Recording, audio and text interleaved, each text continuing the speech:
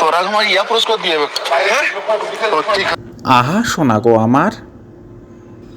ওহ, এই মনে হচ্ছে গার্লফ্রেন্ডকে ছাড়া 1 মিনিট থাকতে পারে না, সেই জন্য বোধহয় এরকম লুকিয়ে ফোন নিয়ে এসছে। বাড়িতে মনে হয় খুব কড়াকড়ি। আরে গার্লফ্রেন্ড ফার্লফ্রেন্ড কি বলছেন, এরা চাকরির পরীক্ষায় নকল করতে গিয়ে ধরা পড়েছে। হ্যাঁ, এটা বাড়ি না, এই কাণ্ড। আমরা এখানে ইয়ে করতে এসছি। কোথা থেকে আসছো? এই বাবু, কোথা থেকে আসছিস বল? বাড়ি কোথায়? বল, কোথা থেকে আসছিস? হ্যাঁ, কোন টাকার ফোন? কোন টাকা? ফোন কেন নিয়ে এসছিস? এমনি নিয়ে এসেছিলাম। নাম, বাবার নাম, ঠিকানা বল। আরে সাবাস, ফোন রাখার কি সুন্দর জায়গা। হ্যাঁ, দুর্দান্ত। হ্যাঁ, আরে মহামুশকিল তো কি স্টাইল দেখছেন, এও তো চাকরি পরীক্ষায় নকল করতে গিয়ে ধরা পড়েছে। এও কি নকল করছে দেখছেন কি এইভাবে? আপনি?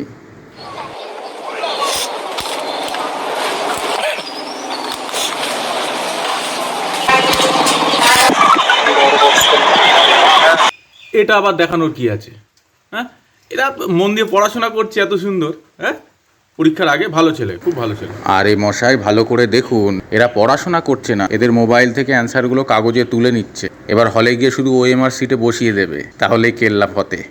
ও পড়াশোনা করছে না, ও কোশ্চেন পেপার চলে এসছে পরীক্ষার আগে। শাবাশ ইন্ডিয়া, শাবাশ। আহা, একটা দেশ যখন ওপর থেকে নিচে পর্যন্ত সবাই দুর্নীতিগ্রস্ত, তখন এরকম একটা ভারতবর্ষই তো আমরা পাবো। এর থেকে বেটার কিছু পাবো?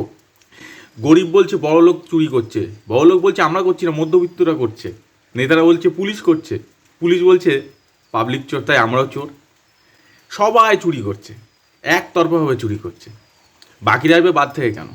কিন্তু যে ছেলেগুলো বছরের পর বছর নিজের পেছন ঘষে মা বাপের কাছে গালিগালাজ খেয়েও পড়াশোনাটা চালিয়ে যাচ্ছে, এদিকে বয়স 27, 28, 30, 32 পেরিয়ে যাচ্ছে, তারা কিন্তু চাকরিটা পাচ্ছে না এই মানুষগুলোর জন্য, যা নিজেদেরকে দুর্নীতিগ্রস্ত করতে 1 সেকেন্ড ভাবে না। কিছুজন ব্যক্তি ঠিকভাবে ডিউটি করছে বলে এটা ধরা পড়লো, যদি না ধরা পড়তো কী হতো? এই সমস্ত বাবুরা বহু লক্ষ টাকা দিয়ে চাকরিটা পাচ্ছেন, এবং চাকরি পাওয়ার পরে এনাদের প্রথম কাজ কি হবে? ঘটি বাটি বন্ধক দিয়ে এই যে টাকা দিয়ে ওনারা দুর্নীতি করে চাকরিটা পেয়েছেন, সেই টাকাটা কীভাবে উদ্ধার করা যায়। এই দেশটাকে শুধরানোর জন্য কোনো সাধারণ নীতি, আইন, সংবিধান কোনো কিছু যথেষ্ট নয়। যেখানে সৌদি আরব কিংবা কাতারের মতো দেশগুলোর মতো আইন ব্যবস্থা দরকার। পান থেকে চুন খসলেই পেছন সেঁকে দেওয়া হবে, সেরকম ব্যবস্থা। এরকম সাধারণ আইন ব্যবস্থায় এই ধরনের দেশকে কখনোই শুধরানো সম্ভব নয়। এখানে দুর্নীতি থেকেই যাবে, আর আজীবন চলবে দুর্নীতি। যে ছেলেটা স্বপ্ন দেখছে যে চাকরি পাবোই পাবো, আমি পড়লেই হবে, সে কবে চাকরিটা পাবে?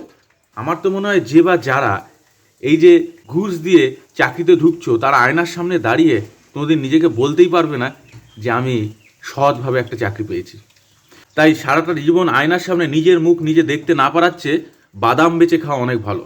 অন্তত পক্ষে বুক থেকে বলতে পারবো আমি বাদাম বেচি নিজের সৎ পয়সায়, নিজের সৎ ভাবনায় নিজের সংসারটুকু চালায়, সারা জীবন কলার তুলে বাঁচতে পারবো। ভালো থাকুন, জয় হিন্দ, বন্দে মাতরম।